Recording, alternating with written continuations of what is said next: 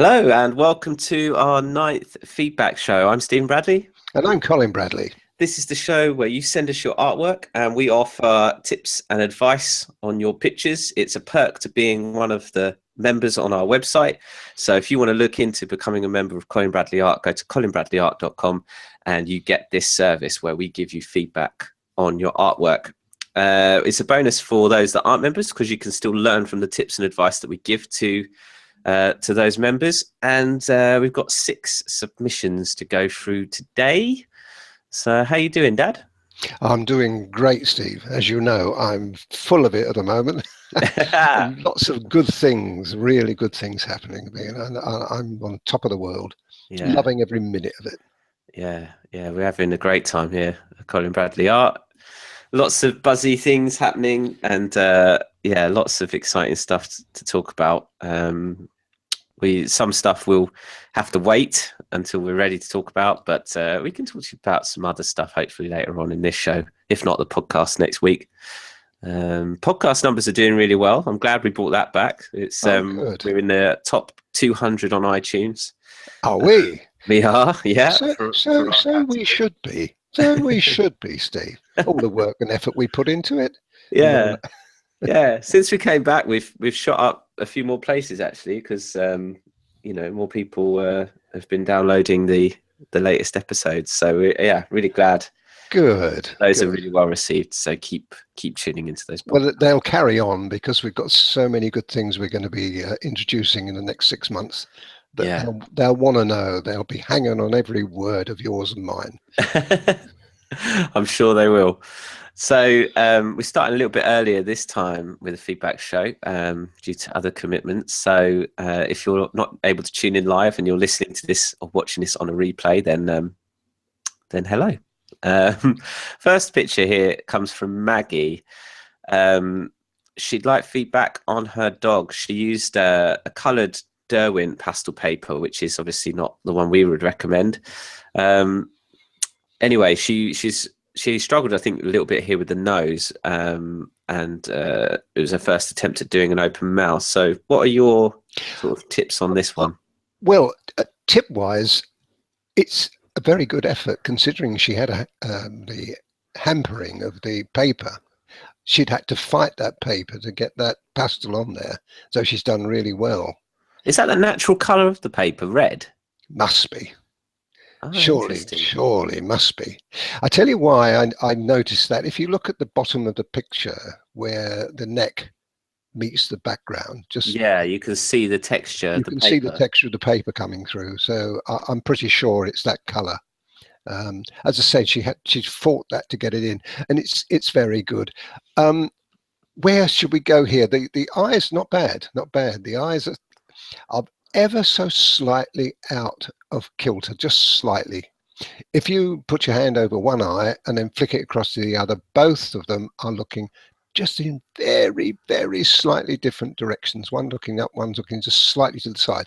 Now, this is the sort of thing that you can check yourself by putting one hand on one eye, and then flicking across to the other eye. Do it 2 or 3 times and then you'll get an idea of how that works. How do you get out of it? Well, you get out of it by simply moving or changing the pupil slightly. Right. It's something that's very, very fine. But I wouldn't do anything about it. These are my little tips for Maggie. I think she's done a brilliant job. Nose was a problem too, wasn't it? But that's not bad. The other thing, if you look at the nose itself, you've got the light on the top right, and then you've got the rest of it. Ignore the nostrils for the minute. And the problem is if you don't put enough shading in there, you tend to get a flat nose. It looks as though someone's eye on that nose. But if you look at the original photograph, you'll see that there are very subtle changes of tone there. And that change of tone, where it's catching the light, gives you that 3-dimension. So that's all I would do. It's a small thing and could be done there. I don't think it would spoil it if you just added those little bits of dark. That would make a difference. And the open mouth, well, that's a very hard thing to do. And I, again, congratulations. Where you have the mouth itself, where the dark under the nose, you've got that dark section of tongue, and then you've got the light section of tongue. you've got like a line there. Now, if you look at the original photograph, you'll see there's no line as such. It's more of a transition between dark and light. That has to be achieved, because otherwise it just looks like a hole.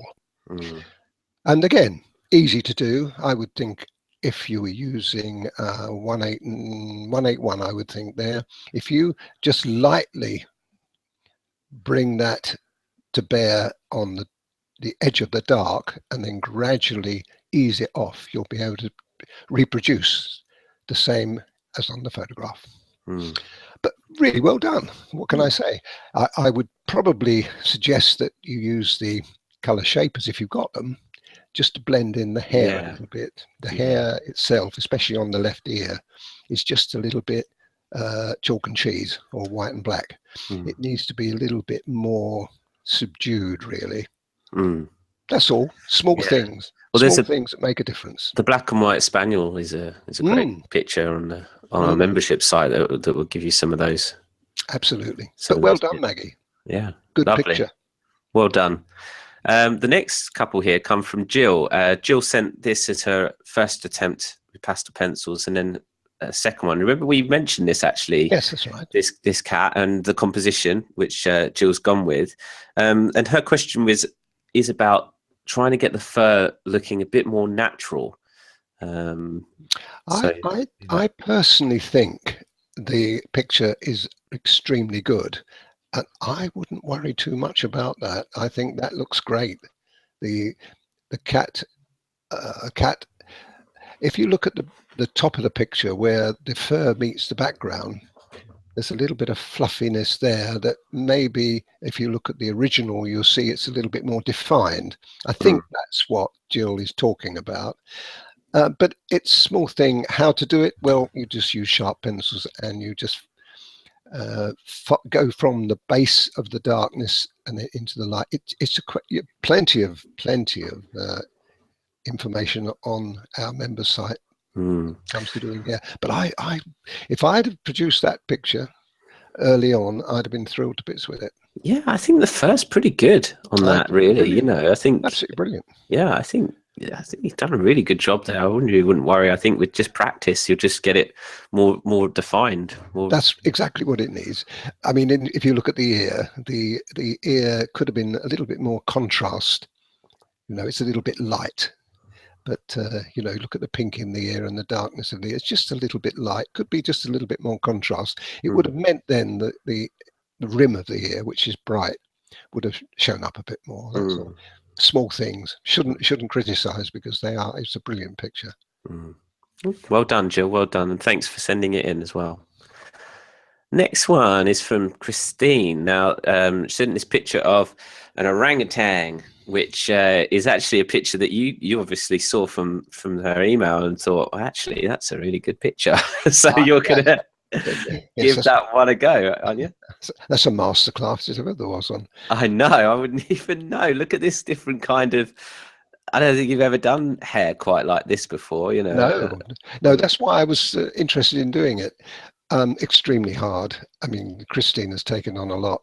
I have had in the past thoughts about doing an orangutan and always put them off, because I know how difficult they are. You've got the skin and you've got the which is hard, and then you've got the fur, which is even harder. But I would like to have a go. Yes, it's something that it's on my agenda at some time. Well, on Christine's email, she mentions about how she would get this kind of roundness dimension. I mean, talk about how you would get that kind of that ball kind of technique. Okay. Well, first of all, that Christine's defined it as an H. Yeah. I don't think it is actually meant to be an H there. It's just it's a blemish of the skin. But the thing I would do there, I wouldn't do that at all. I'd just treat it as though it was all the same colour. I wouldn't define that, because one of the problems you can get something like this is end up like Christine's got, something too defined.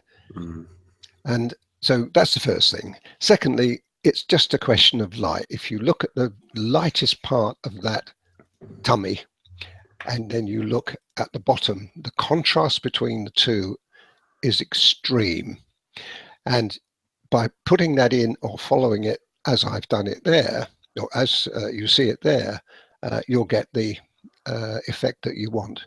If you look at the center of the tummy and to the right, you'll see that again you've got the dark, not quite as dark as the bottom. Now all of these shades are important.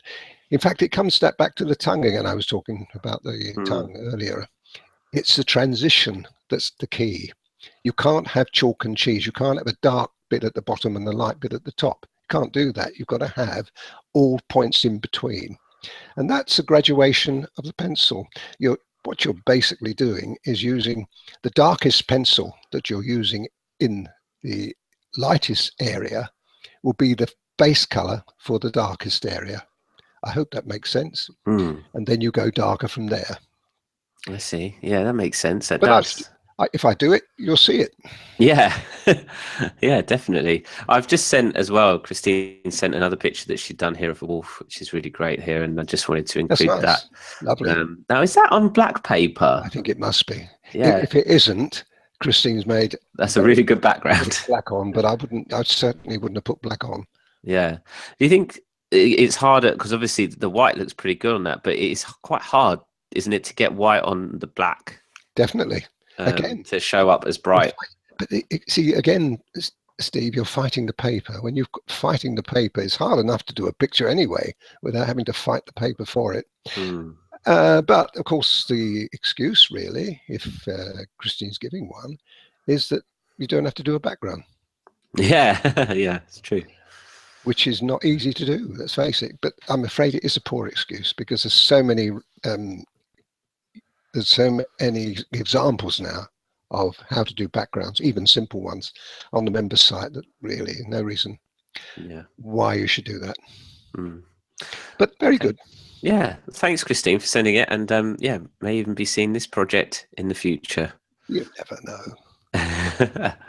Next one comes from Maggie, and Maggie had the very scary prospect of doing the background, having done a really lovely job with the two parrots, and she said that she was using soft pastel on top and it started to look very muddy. So what are your kind of tips on what you would do here with the background? Right. Well, the first thing I would do is not what is being done there. That's kind of like got a pattern to it, which is a bit off-putting, to be honest.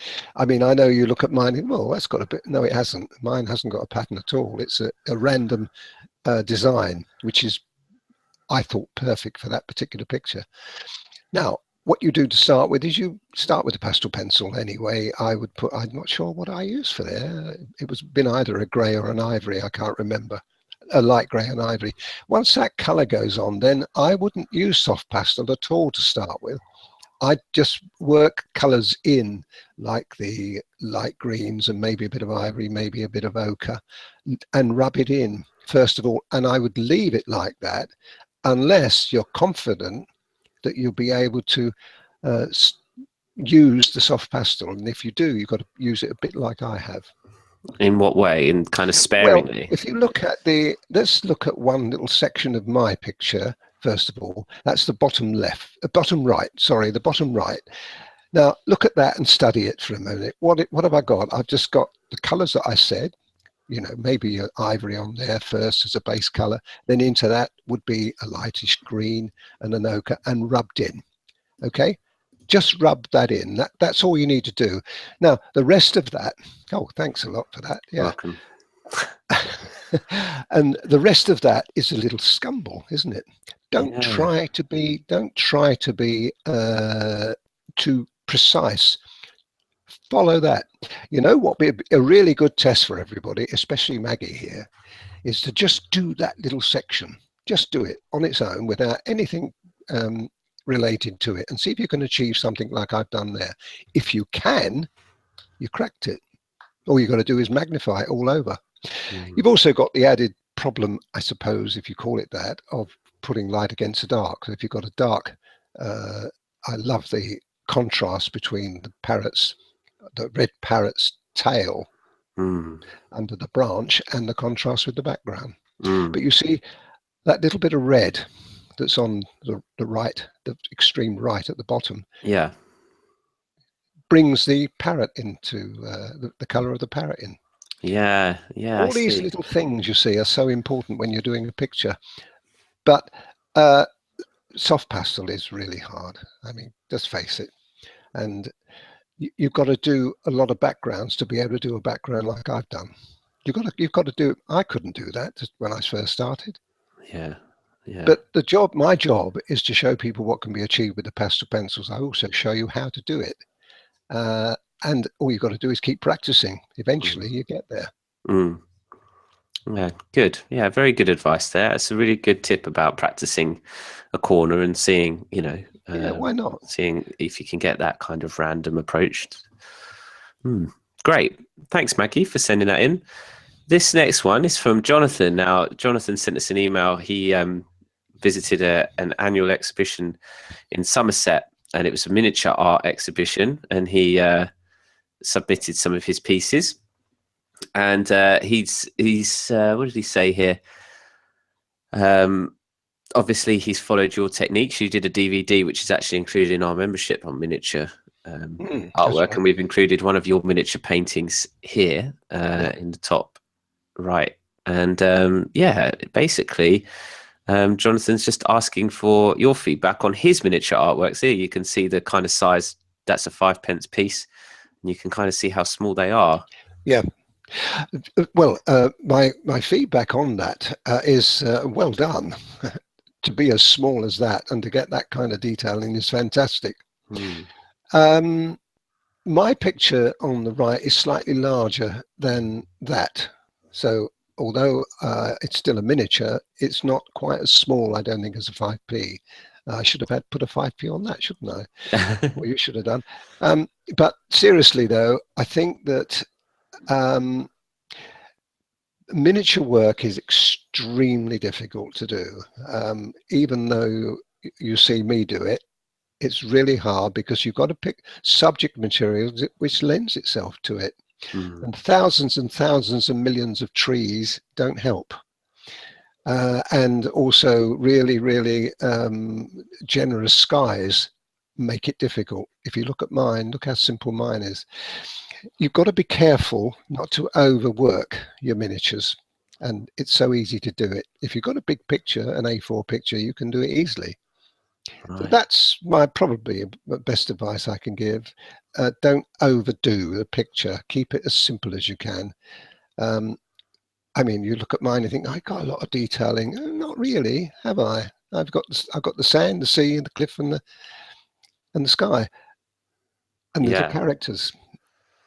And even if you look at the characters, although you look at them and you think, "Now, blimey, I can see the face and I can see the," you can't. That's just that's the magic of the pastel pencil. It's impressionism, isn't it? Impress you, yes. Yeah. It impress you that it's like that. But very well done to be able to get that far. And Jonathan has also added. He sent us another email, hasn't he? Yeah, he did. Yeah, they haven't accepted them simply because they're pastel pencil on grey paper. Yeah, it was the paper that he said that they wouldn't accept because it's got a tooth to it, and if he's going to do them, he has to do them in pastel matte soft. Like I would paper. suggest. Well, may I make a suggestion that John does one of them? I wouldn't do them all again. I'd just do one. Perhaps the one on the top right I like.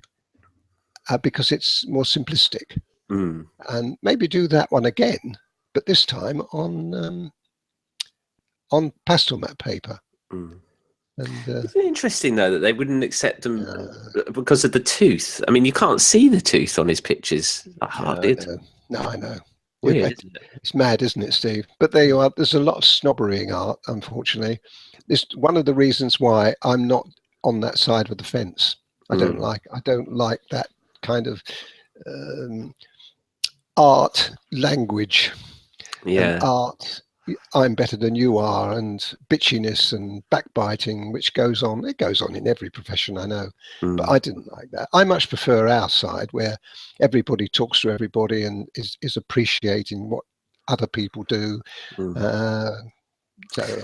So yeah, so it's a good tip for this, because the top right one, this one here, really stands out for me as well, and I think it's because Simple. it's slightly simpler, yeah. But it's really I good. like I it. mean, Yes, down that's here, nice. Once again, you see, you can be over fussy, just a tiny bit over fussy with it. yeah. It works on a big picture, but it doesn't necessarily transfer to a small one. Interesting. It's No, only small. well done, Jonathan, and thanks for letting us know. And keep us posted if you do the pastel matte version. Yeah, I'd like to see it. Send it over. Mm, Yeah, we'd like mm. to see it. Okay, the last one here comes from Paul, and Paul's did your Margate Harbour sunset, which is a landscape picture on our membership. And the main area you struggled with was the sky. I've put your one here side by side so you can see. But I think Paul's done a really good job. I think it has too. And when I do these pictures, thank goodness I don't tell people that how hard they are, because people wouldn't do them. Gosh, you shouldn't be doing this as an amateur artist. Why shouldn't you? There's a couple of things that I would pick out on that. The horizon line is virtually non-existent. If you look at mine, you'll see a very distinct horizon line. Oh, yes, yeah. Well, that isn't now. Whether I think probably I would get out of that by lightening the water behind. I wouldn't darken the sky, because that means you've got a lot of work to do. But you could use a little bit of white, and you'll be amazed at the difference that would make on that picture. It would also help you with the sky. It would make the sky look better if you do that water. It would look a little stronger and darker. I think, to be honest, there's not a lot wrong with that. I would possibly use the color shaper, perhaps to take some of the edges off of the little wispy bits of white. But otherwise, I think you should be congratulated for that. As I say, it's a really, really good picture. The water in the foreground looks great too. It's really look at the waves. The way Paul's got those waves. That's not easy to do, folks. And I'm sure a lot of you are thinking, "Oh, blimey, I don't think I could do that." Even I look at that and go, I don't think I could do that. No. So don't knock yourself out on this. It's a great one. But there are one or two things, as I said, I pointed them out to you, that you could make a difference. Yeah. Well done, Paul. Well done. No, it's a nice, lovely to see, and efforts that you make. Very good. Okay, well, that's all the submissions that we've got to go through. We've got about 5 minutes or so before I have to leave anyway. So I thought we'd talk about the digital arcs. In the last podcast last week, we spoke about you having a play around with an iPad Pro, and you got an iPad Pro and a pencil, the tool for drawing on an iPad Pro. And I just want to blow everyone's minds right now on the feedback show. So if you're tuning in live, you're seeing this for the first time, and I'm going to parade this picture everywhere, because this this blew my mind. This is a picture that Dad's done using an iPad Pro. Ready? Well, what can you say? That is not a photograph. That's insane. That is a digital art picture that you've done using Adobe Sketch on your iPad Pro, and that's just outstanding, Dad. Yeah, it's my fourth one. I've had 4 attempts. Not four attempts at that particular picture. I've done 3 other pictures, animal pictures, which are okay. I was pleased with, but that one I wanted to push the boat out a bit and to see just how good the pastel pencils are, and how good I am of being able to interpret it. But it's come up very well. Well, I'm thrilled. I couldn't get over it. Just could not get over that. I mean, we're going somewhere completely different now, away from pastel pencils, and it's, like we said in the podcast, it's not going to stop anything that we're doing. This is just an experiment, if anything, to see what can be done with it. And you're really, really showing that a lot can be done with it. Yes, I think that from my point of view, what we want really is feedback. This is the feedback show, so we want feedback this time. I'm submitting this picture, or we're submitting this picture to you to see what your thoughts are. Would you like to do something like this? Is it something that you, your friends, your relations, whatever, kids even, because we are in a digital age at the moment, and I shouldn't really be there at all at my age, but the youngsters will be able to pick this up and say, gosh, this is what I want to do.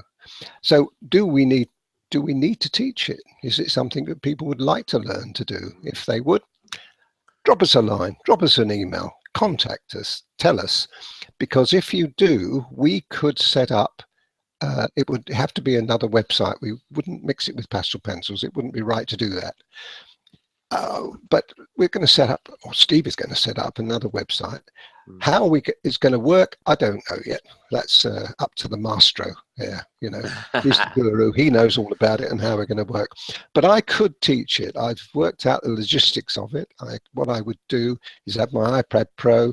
The video camera would be over my left shoulder and focused on it. And I would explain what I'm doing. What we're planning to do is Stephen is good enough and capable enough of explaining how you would get the imagery, that is the line drawing, onto your paper ready to go. And it quite honestly, folks, although Stephen did show me the first time, I do it easily now. It's something quite simple. So the mechanics are quite simple. And once you get that right, the great thing about the iPad Pro, I found, Steve, is you don't have to do it at that size. You can blow it up 4 times, I think it is the size. So you can do that I can blow it up. You know, you see it on the video camera. I blow it up on the screen. You zoom in, don't you? Zoom in. I zoom in, yeah. Well, effectively, that's what you do. So you can get very precise lines there, and it really looks pretty stunning when you do it like that.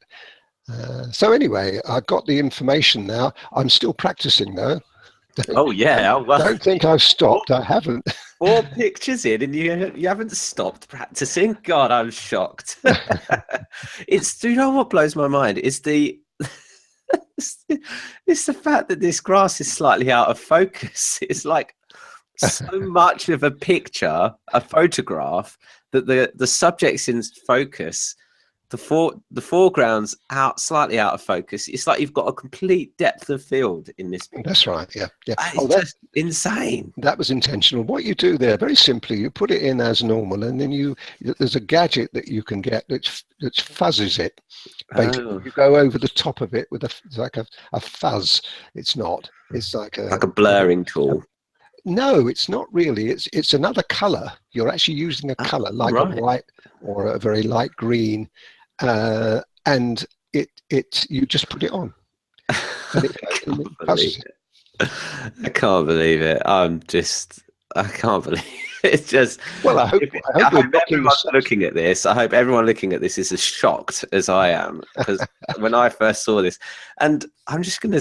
No, it won't take me too long. I was gonna find your other tiger portrait and put it side by side, but don't do that. That would spoil the illusion. No, yeah, I don't think I could find it in time anyway. We've got to go. Pastel pencil, though. Pastel pencil is a different medium. We must keep, and I will keep emphasizing, we are talking about 2 different mediums here. This is great, wonderful, excellent, very time consuming. I can spend 3 hours at one sitting on this, where I can't with pastel pencil, because there's no effort involved basically. But pastel pencils will never ever we'll never stop using them. They are wonderful medium, and we've got some exciting stuff already in the can for you, and we've got more things that we're talking about now that's going to be even better. So no, pastel pencils will always be with us. That's not going away, and Absolutely. So don't worry. But this is something that we want in addition to. Would you, if you're going to ask me a question, would you learn something by doing this picture and then transfer it to pastel pencils? Not really, no. The other way around, definitely. I don't think I would learn anything here that I can transfer to pastel pencils. So no, that wouldn't be any good. But I'm sure there's a lot of people out there that would love to do this.